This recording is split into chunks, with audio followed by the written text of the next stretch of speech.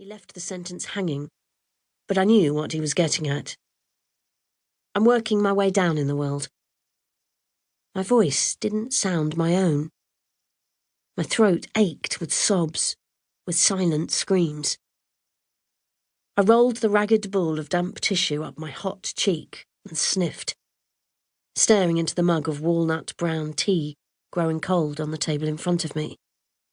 I tried picking it up earlier, but my hands had shaken too much, and I'd been forced to abandon the attempt. Now, Miss Browne, may I call you June? The inspector asked gently. Juno, I corrected him. My name is Juno. Juno, he repeated. Like the goddess.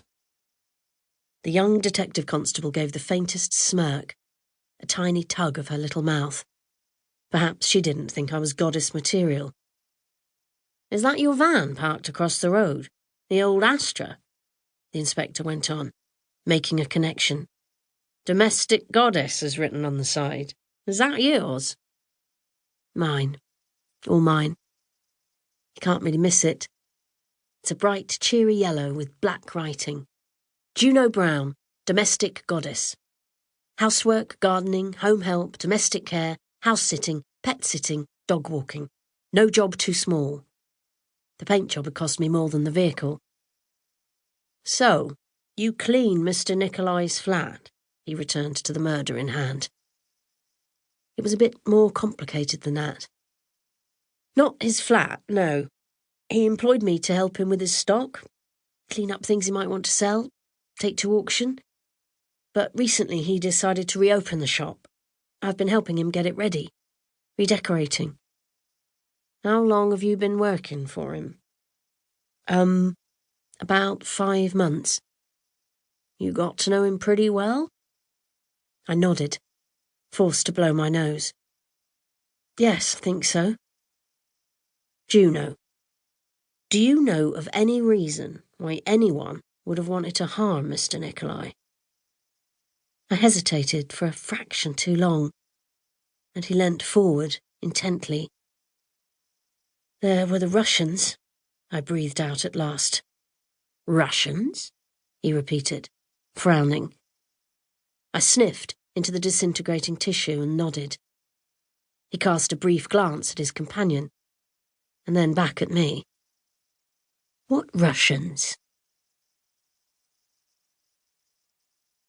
Chapter 1. It was the day before I met Nick, the day he phoned. It must have been back in May. I'd taken the tribe out in the morning, as usual, and loaded them into the back of the van at the end of our run.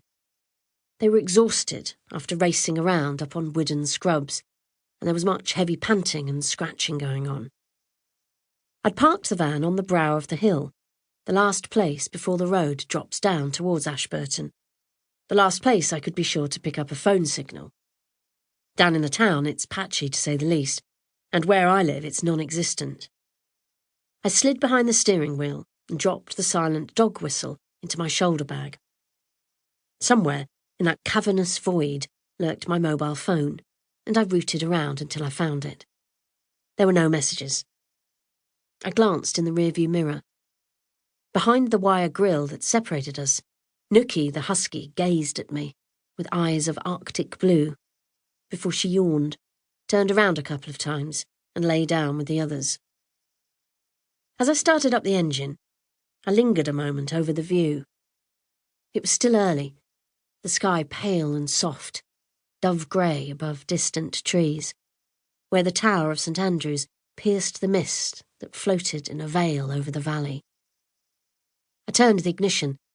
The radio blurted into life, and Vivaldi spilt out all over the Devon countryside. He interests me, Vivaldi. They used to call him the Red Priest. Perhaps other red-haired people just catch my attention. Anyway, all that strident strumming of violins was a bit intense for such an early hour, and I turned the radio off. The old Astra rattled down the hill. We were among fields now. The whistling winds and gorse of the moor were far behind us, tatty sheep and shaggy ponies left nibbling by the roadside.